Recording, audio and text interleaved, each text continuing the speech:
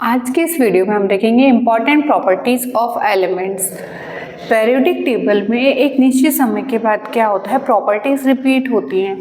तो जिसमें जो मेन है वो ये है valence electron, valency, size of atom, metallic character, chemical reactivity, nature of oxides. इन सब को लेकर के हम हमारी पीरियोडिक टेबल को हम स्टडी करते हैं। तो अब देखेंगे हम आगे इनके बारे में एक एक करके। अब हम सबसे पहले बात करेंगे वैलेंस इलेक्ट्रॉन्स की। जो एलिमेंट होता है हमारा, उसमें जो वैलेंस इलेक्ट्रॉन्स हैं लेफ्ट टू राइट जाने पर क्या होता है, हमारी पीरियोडिक टेबल में शेल तो सेम रहेंगे पर उनमें जो इलेक्ट्रॉन है उनकी संख्या बढ़ती चली जाएगी। जैसे sodium, magnesium, aluminium, silicon, phosphorus, sulphur और क्लोरीन। तो अभी हम देखेंगे किसके रिस्पेक्ट में, ऑक्साइड्स के जो एलिमेंट्स होते हैं तो उसमें के इलेक्ट्रॉन जो रहेंगे उसकी वैलेंसी किसके रिस्पेक्ट में, ऑक्सीजन के रिस्पेक्ट में कितनी रहेगी 1, जबकि मैग्नीशियम की 2 हो जाएगी।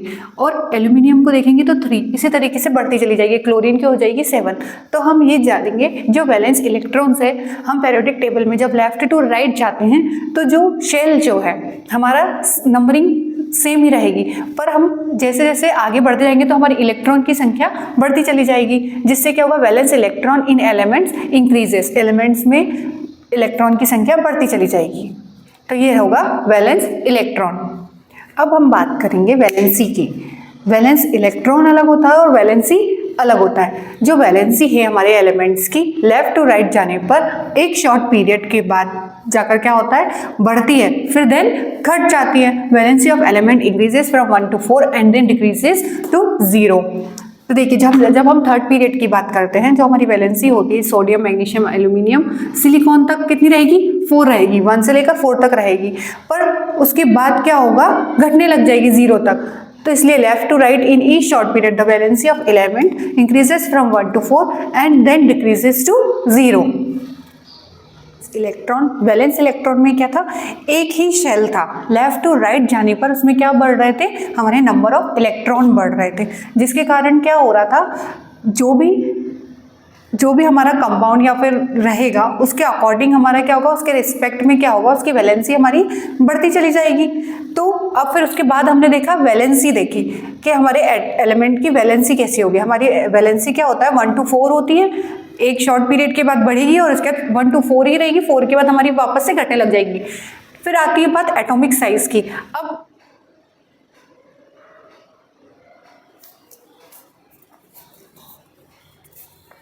हमने सबसे पहले क्या पढ़ा था, वैलेंस इलेक्ट्रॉन पढ़ा था।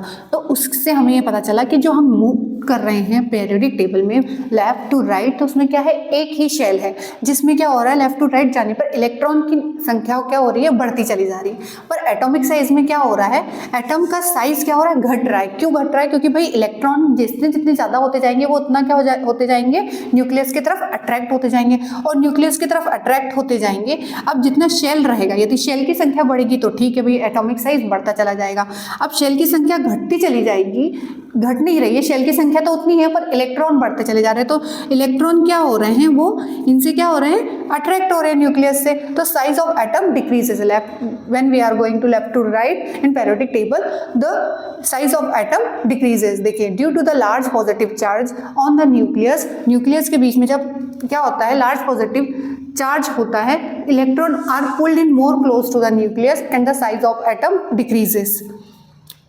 हम देख रहे हैं मेटेलिक कैरेक्टर। एलिमेंट्स में मेटल और नॉन मेटल के बीच में जो पाए जाते हैं वो होते हैं मेटेलॉइड्स होते हैं। और मेटेलिक कैरेक्टर में यदि हम थर्ड पीरियोडिक पीरियड में देखें पीरियोडिक टेबल में, तो सोडियम, मैग्नीशियम, एल्यूमिनियम क्या है, लेफ्ट टू राइट जा रहे हैं। मेटल कैरेक्टर हमारा क्या हो रहा है, डिक्रीज कर रहा है, क्योंकि आगे चल के तो हमको क्या मिलेगा, मेटेलॉइड मिलेगा, फिर आगे चल के हमको क्या मिलेगा, नॉन मेटल मिलेगा। ये तो नॉन मेटेलिक कैरेक्टर हमको क्या हो जाता है, इंक्रीज कर जाता है। तो हम ये कह सकते हैं जो मेटेलिक कैरेक्टर होता है हमारा, किस साइड हमको देखने को मिलता है, राइट साइड, जबकि लेफ्ट साइड, जबकि राइट साइड हमको जो देखने को मिलता है नॉन मेटल कैरेक्टर हमको देखने को मिलता है। और जो इन दोनों के बीच में देखने को मिलता है उसे हम कहते हैं मेटेलॉइड्स। अब नेक्स्ट हम बात करेंगे केमिकल रिएक्टिविटी की। जो केमिकल रिएक्टिविटी है पीरियोडिक टेबल में, वो किसके पर डिपेंड करती है, depend on the valence electrons.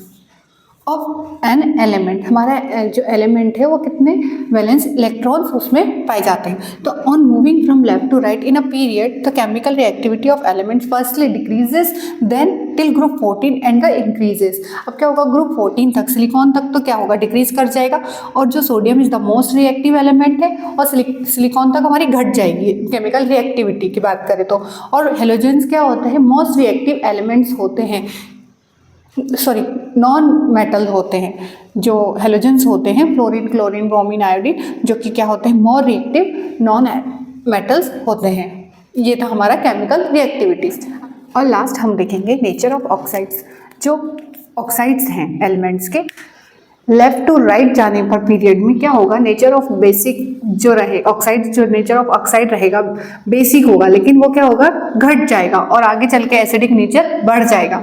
जैसे हम थर्ड पीरियड का यदि हम एग्जांपल लेते हैं, सोडियम क्या होता है, बेसिक होता है, अच्छा खासा बेसिक होता है, ऑक्साइड्स होते हैं इसके, जबकि मैग्नीशियम नहीं होता है या कम होता है बहुत। और एल्यूमिनियम, सिलिकॉन क्या होता है, एम्फोटेरिक होते हैं, और फॉस्फोरस भी क्या होता है, एसिडिक होता है, पर सल्फर मोर एसिडिक होता है और क्लोरीन हाईली एसिडिक होता है।